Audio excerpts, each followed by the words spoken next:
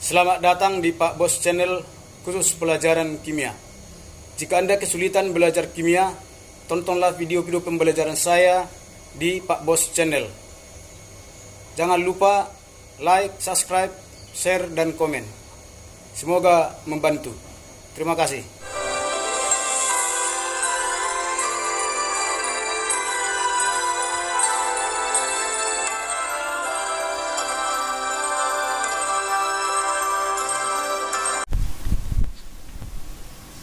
Pada kesempatan ini kita mau membahas kimia SMA kelas 10, yaitu tentang ikatan ionik.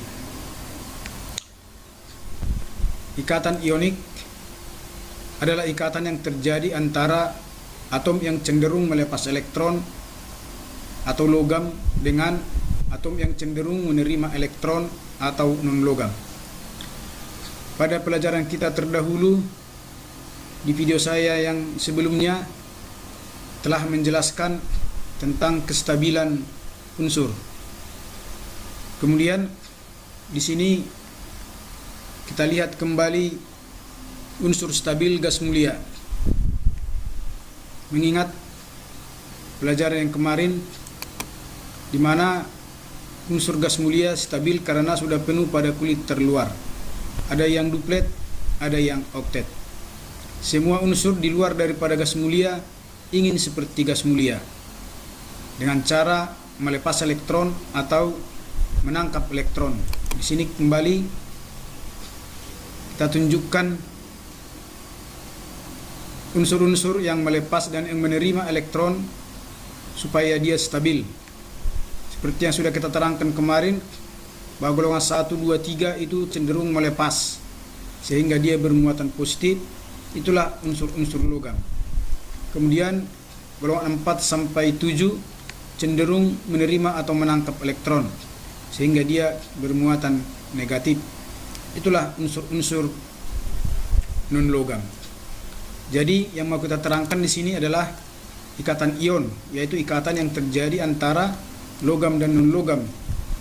Yang ini logam, kemudian yang di bawah non-logam.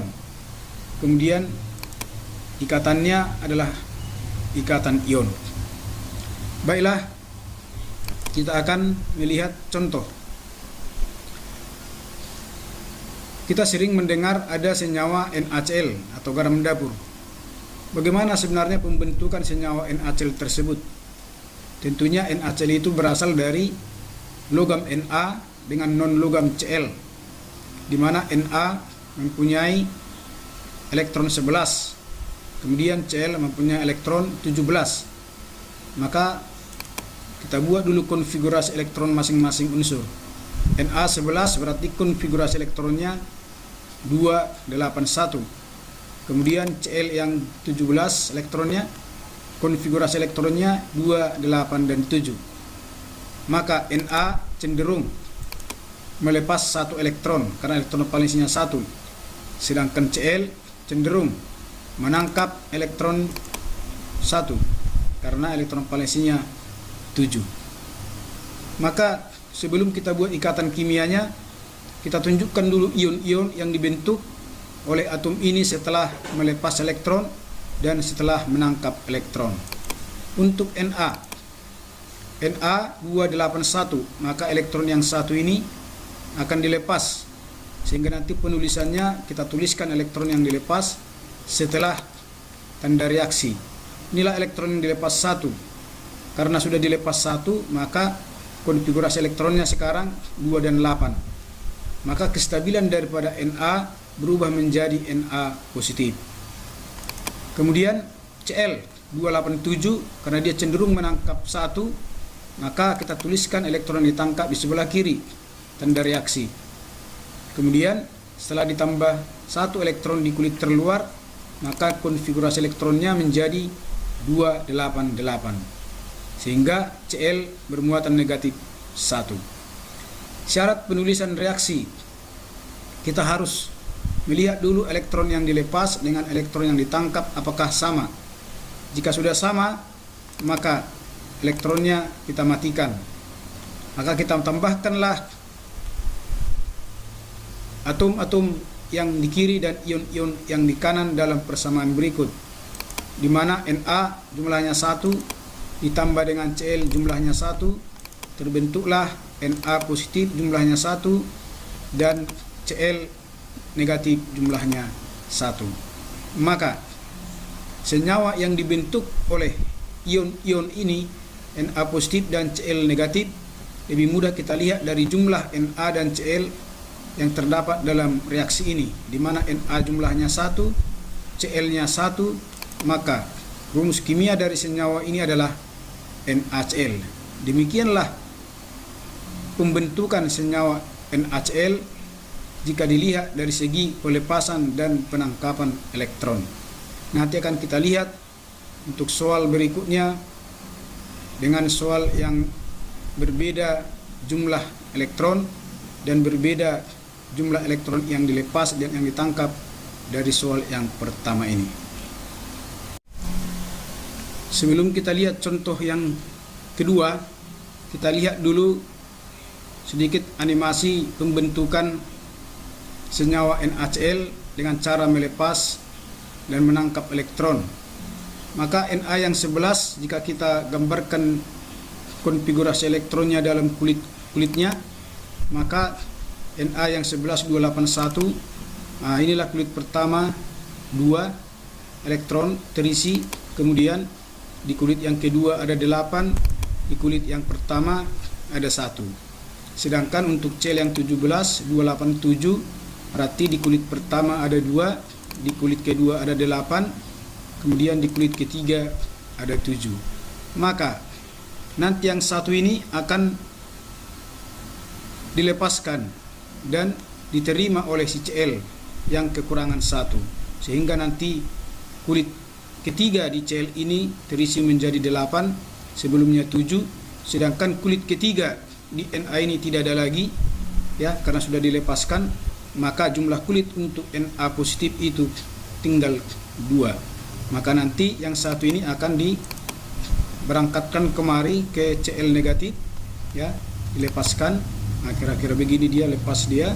Kemudian inilah akhirnya, di mana Na positif itu konfigurasi elektronnya sekarang adalah 2 dan 8, sedangkan Cl negatif itu adalah 288. Itulah cara Na untuk mencapai kestabilan dan Cl mencapai kestabilan, di mana Na memberikan 1 elektronnya kepada Cl, sehingga terjadilah ikatan di antara mereka yang kita sebut dengan ikatan ion. Soal kedua, pembentukan senyawa MgCl2 dari logam Mg yang elektronnya 12 dan non-logam Cl yang elektronnya 17. Yang pertama kita lakukan adalah membuat konfigurasi elektron masing-masing unsur. Mg 12 berarti 282, sedangkan Cl 17 berarti 287.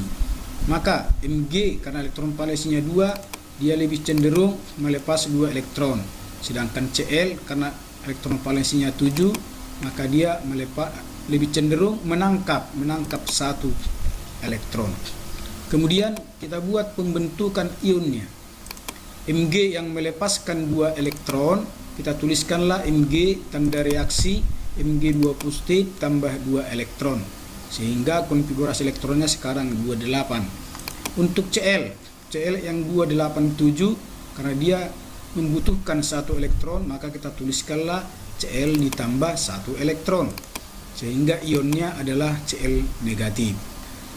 Jumlah elektron yang dilepas dengan yang diterima belum sama, maka kita kalikanlah persamaan reaksi yang kedua dikali 2, sedangkan yang pertama tetap dikali 1. Kemudian kita tuliskanlah reaksi setelah kita kalikan. Yang pertama tetap karena dikali 1, sedangkan yang kedua menjadi 2Cl karena dikali 2 tambah 2 elektron karena dikali 2, dan Cl negatifnya juga dikali 2 menjadi 2Cl negatif. Maka sekarang jumlah elektron yang ditangkap dengan yang dilepas sudah sama, sehingga kita matikanlah elektronnya. Maka akhir reaksinya adalah Mg ditambah 2Cl menghasilkan Mg2 positif ditambah 2Cl negatif. Maka untuk menuliskan senyawa apa yang dibentuk dari kedua unsur ini, kita lihatlah unsurnya. Mg jumlahnya 1 sedangkan Cl jumlahnya 2. Maka rumus kimianya Mg1Cl2. Soal ketiga, tentukanlah senyawa yang dibentuk dari ikatan logam Al dan non-logam F. Kalau tadi soal 1 dan 2 sudah kita tentukan senyawanya. Kita tadi hanya melihat bagaimana cara pembentukan senyawa itu. Kalau soal yang nomor 3 ini belum ditentukan senyawanya. Berarti kita membuat senyawa apa yang dibentuk jika Al dan F ini membentuk senyawa. Baiklah, sama dengan yang pertama, tetap yang pertama kita lakukan adalah membuat konfigurasi elektron antara kedua unsur tersebut. Al konfigurasi elektronnya 283, sedangkan F konfigurasi elektronnya 27. Karena elektron valensi Al 3, maka dia lebih cenderung melepas 3. Sedangkan elektron valensi F adalah 7, maka dia cenderung menangkap 1. Kemudian kita buat pembentukan ionnya. Cara menulis reaksi pembentukan ionnya. Al283 dia akan melepas 3 elektron sehingga dia berubah menjadi Al3 positif. Konfigurasi elektronnya menjadi 28. Kemudian F itu 27, elektron valensinya 7, cenderung menangkap 1. Kita tuliskanlah F tambah 1 elektron.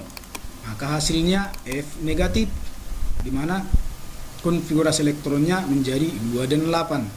Elektron yang dilepas ada 3, sedangkan yang ditangkap baru 1.